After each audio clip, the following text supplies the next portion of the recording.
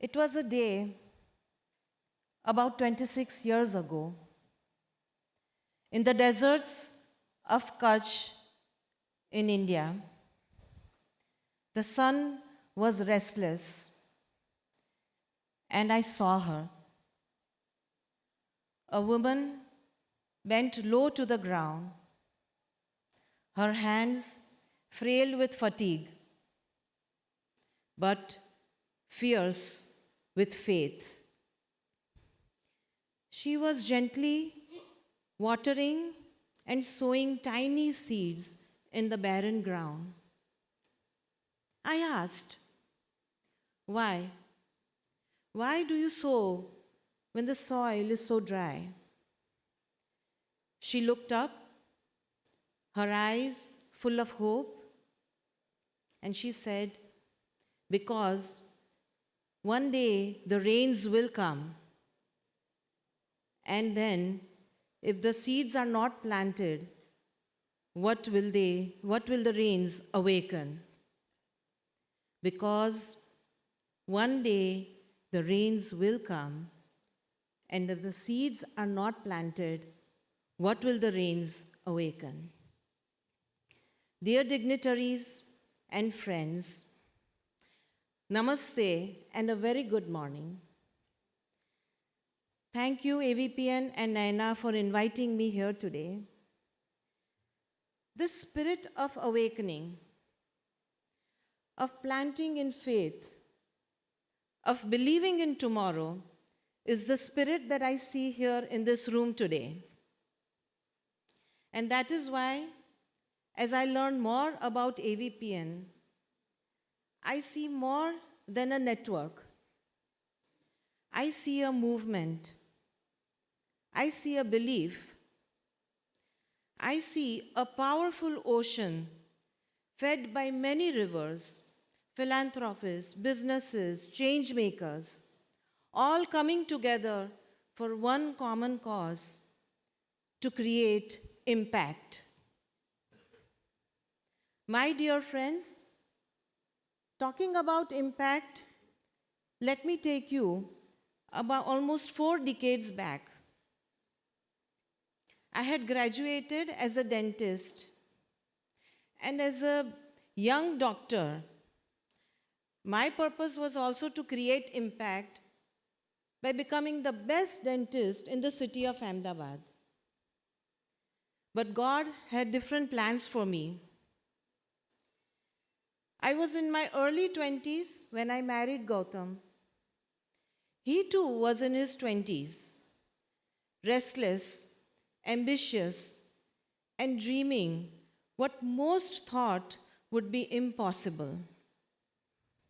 Yes, the world would one day know him as one of the greatest contemporary builders of infrastructure.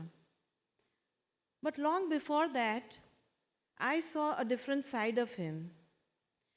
It was a conviction he would often talk to me about. Priti, the worth of nation building is not what gets constructed, but in what gets sustained. The educational institutions that enlighten, the hospitals that nurture and heal, the livelihoods that uplift, if these sustain, our legacy sustains. I did not know then who Gautam would become, but what I did have was faith. Faith in his drive, faith in his stories, faith in his vision for India, and faith in his belief of nation building. It was this faith that made me give up the profession of dentistry, which I loved, and take up the walk along with Gautam to fulfill his dreams and journey. It is needless to say, I never imagined that the little lamp we lit in 1996 would grow into the Adani Foundation, and it will be supported by the Adani family's pledge of $7 billion towards philanthropy. What I did imagine and strongly believe is that if we nurtured with conviction, the rains will come someday. And they did. Today, our work spans across five interconnected pillars: education, community health and nutrition, community infrastructure, sustainable livelihoods, and climate action. And the seeds that we had planted has grown into a foundation which reaches more than 7,000 Indian villages and touches more than 9.6 million lives every year. My friends, but this is not about only numbers. It's about the stories behind these numbers. The stories of relief from drudgery, the stories of hope, stories of transformation, and stories of empowerment. So today, let me share a few of the several thousand stories that shape my belief every single day. We found Vansh in Umarpada, which is a tribal region of Gujarat. He was 3 years old and weighed only 8 kilograms. A child of this age should normally weigh 16 to 18 kilograms. His breath was shallow, his body wasting, and his eyes lifeless. His mother's gaze mirrored the same dismay. But then came into picture the Adani Suposhan Sangini. Adani Suposhan Sanginis are local women trained by the Adani Foundation to work in the villages and support the communities. Our Sangini carried Vansh to the local nutrition center. She sat every single day with his mother, educating her, encouraging her, and refusing to surrender. Months later, I returned, and I did not see the weakness. I saw wings. Vansh was racing across the dusty roads. He was dancing, singing, skipping, flying like a butterfly. He was alive. He was free. This idea of freedom takes me to my next story. Rekha Bisen. She was a widow from Berdipar, near our power plant in Tiroda in Maharashtra. When her husband passed away in a road accident, her whole world collapsed. 2 children to feed, no education, no work. She was totally trapped. It is then that yet another Adani Sangini heard her story and reached out to help. Rekha rose brilliantly to that occasion. She learned, she implemented, and she inspired. She chose not to remain just the recipient of help, but in fact, she grew to become a leader. She became the first woman in her village to run the village's milk chilling center.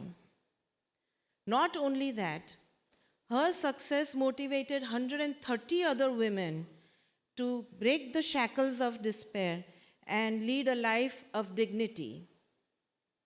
Thus, Rekha bought not just her own ticket to freedom, but she inspired many more others to take the ticket of freedom.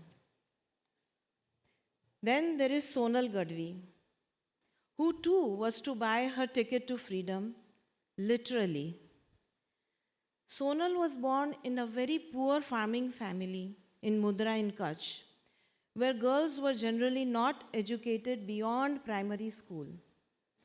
But Sonal's father and Sonal, they decided and they dared to dream differently. Sonal was enrolled in the Adani Public School.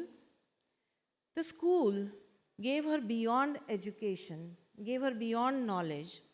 It gave her a platform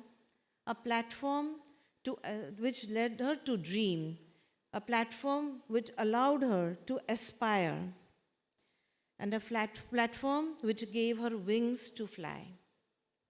Fast forward, from her small village, Sonal flew to Ireland to pursue a master's degree in corporate finance.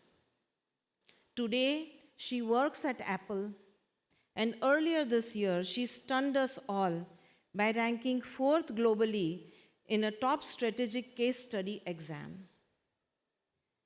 My dear friends, I share these stories not just to impress, but to remind you that these are only tiny glimpses of the reality around us. The reality that calls for more than inspiration, the reality that calls for responsibility, and the reality that calls for action. And so, this is not a moment to clap. It's a moment to commit. The journeys of Vansh, Rekha, and Sonal, they are representations of what commitment looks like. A mother collaborating to plant seeds of hope in another mother's life. A widow multiplying her impact to cultivate opportunities for others. And a girl developing her skills and characters to inspire so many others to follow. This has been our model. And so today I want you all to go with 3 guiding principles that I hope we can all work together on. The first one, we must be co-builders and not just donors. Philanthropy is not just a one-way act of giving, but real change happens when we work as partners. Philanthropists, corporates, governments, and the communities. When we come together, pooling our resources, exchanging our ideas, and breaking down silos. So, when we co-build, every dollar stretches further, and every solution impacts faster. Secondly, we must transform our beneficiaries into multipliers. Beneficiaries must not just remain recipients of help, but they are best when they are trained to become the creators of hope. When one girl is educated, she lightens the path for several others. When one woman is empowered, she empowers or awakens the entire community. So true measure of impact is in not what we give, but in how we can extend our beneficiaries as multipliers of change. Third, we must unite skills with values. To give skills without values is like to build without a foundation. True transformation comes when we teach skills that create opportunities along with values that awakens a purpose. And this is what carries change from one generation to the next. No force is more powerful, and no multiplier has greater impact than the belief in a purpose. So these 3 principles, to co-build, to transform beneficiaries into multipliers, and to unite skills with values, are the foundations extending impact. So my dear friends, allow me to close by saying, we must stand together, not just as donors, but as co-builders, not just in sympathy, but in solidarity, not just in hope, but in the belief of a better tomorrow. We must be the generation that sowed in the drought, that believed before the rains came, that built a harvest of dignity and opportunity to all. Because, friends, the rains will come. And when they do, we must be able to say that it was us in this room of dreamers whose rivers flowed into the ocean of collaboration, whose currents merged to multiply hope, and whose tides rose to carry skills to every single shore. And my promise to you is that I stand here committed with AVPN and all of you for the years ahead. Namaste. Thank you.